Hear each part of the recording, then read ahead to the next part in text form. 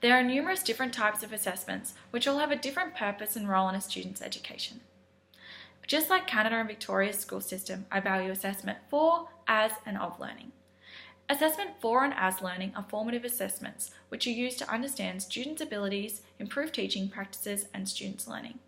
Assessment of learning is a summative assessment which is used to discover the students' learning outcomes. Reflections, discussions, feedback, and tests are all important parts of assessment and need to be used intertwined for the student's education.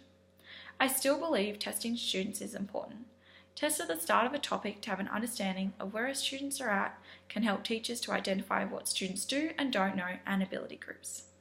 Assessment for and as learning should be used more frequently, but I believe all three have a purpose and will be used in my classroom.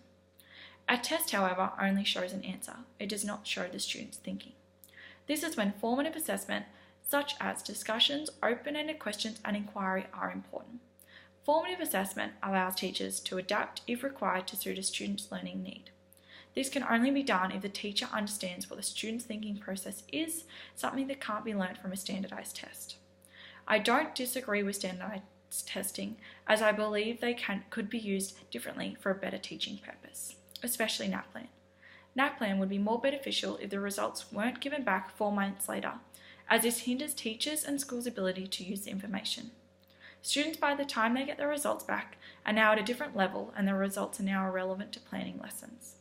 I also think if there was no My School, the test wouldn't be valued as highly, which would result in less pressure and stress.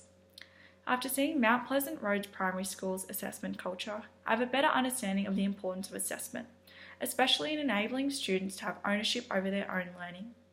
Having a whole school approach on assessment also allows the information and data on a student to be passed on to the next teacher that can be easily understood.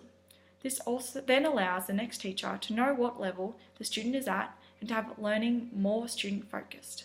I understand the value of assessment in education as long as it's beneficial to the student's learning.